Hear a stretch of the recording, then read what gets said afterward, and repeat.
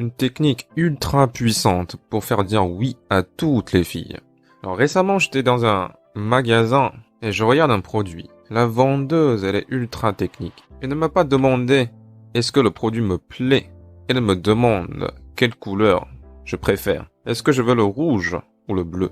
Autrement dit, elle a assumé que je vais acheter ce produit. Elle ne m'a pas demandé si je veux acheter ou pas. Elle assume que je veux acheter. Et elle me demande quelle couleur je préfère.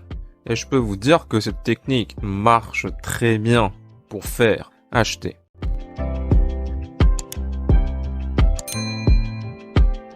Donc la technique que j'aimerais vous partager aujourd'hui est justement celle d'assumer qu'elle va accepter ta proposition.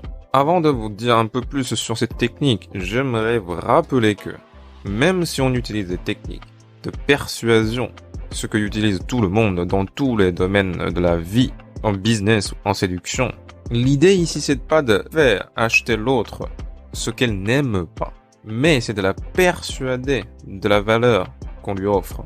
Donc elle a l'ultime liberté de choisir. Tu dois lui donner la liberté.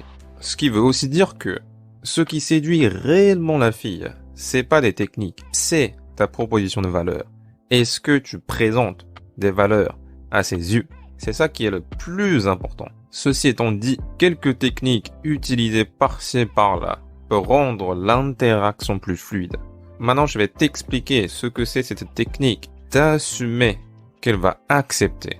Et je vais prendre plusieurs exemples tout au long du processus de séduction. Par exemple, quand j'aborde une fille inconnue et qu'à la fin de l'interaction, je dois prendre son numéro pour garder le contact, comment on fait? Alors si tu demandes est-ce que je peux avoir ton numéro, c'est pas idéal. Tu demandes quelque chose au lieu d'offrir quelque chose. C'est comme si la vendeuse me disait est-ce que tu veux acheter ce produit? Ça c'est une mauvaise question. Qu'est-ce qui va te poser cette question quand tu vas dans un magasin? C'est pas intelligent. Ce qu'on va faire, c'est qu'à l'instar de cette vendeuse, on va assumer qu'elle va accepter.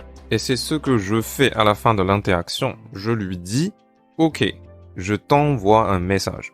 Sous-entendu qu'elle va accepter de me donner son numéro. Parce qu'auparavant, on n'a pas parlé de son numéro.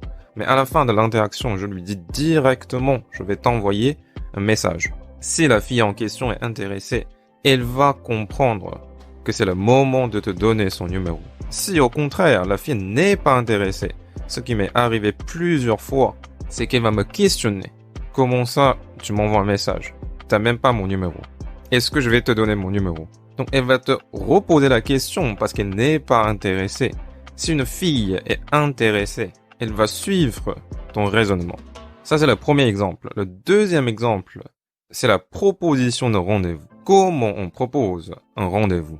Est-ce qu'on va lui dire, est-ce que tu veux venir en rendez-vous? Ça, c'est encore une fois une erreur. C'est comme si la vendeuse me disait, est-ce que tu veux acheter ce produit? Au lieu de me dire, est-ce que tu veux acheter ce produit? Qu'est-ce qu'elle m'a dit? Elle m'a dit, est-ce que tu veux le bleu ou le rouge? Et on va faire exactement la même chose. Est-ce que tu veux de la bière ou du vin? Vous voyez, on lui donne un choix de choisir ce qu'elle veut boire en assumant qu'il y a un rendez-vous, en assumant qu'elle veut venir en rendez-vous. Et d'ailleurs, cette technique marche pour une autre raison, c'est quand on pose une question à quelqu'un, quelle est la réaction instinctive? Ta réaction instinctive est de répondre aux questions. Ça, c'est notre instinct. Quand on te dit « Comment tu vas ?»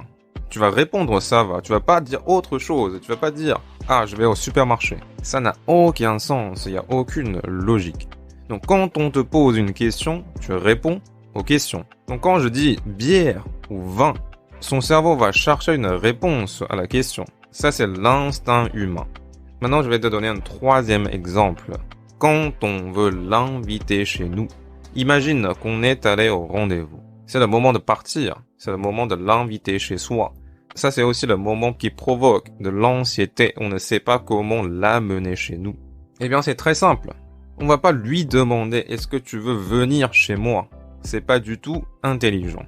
Encore une fois, on va assumer qu'elle va venir chez nous en lui posant une question. Est-ce que tu veux regarder la télé ou écouter de la musique chez moi? On lui pose une question au choix. On assume qu'elle va venir chez nous et son cerveau va commencer à chercher une réponse à la question. Donc c'est ça qui est important ici, c'est que son cerveau n'est pas en train de se demander est-ce que je vais venir chez lui ou pas. Son cerveau est en train de réfléchir à est-ce que je vais regarder la télé ou écouter de la musique chez lui. Donc le fait de venir chez lui est une chose acquise. C'est ça l'idée, l'essence de cette technique.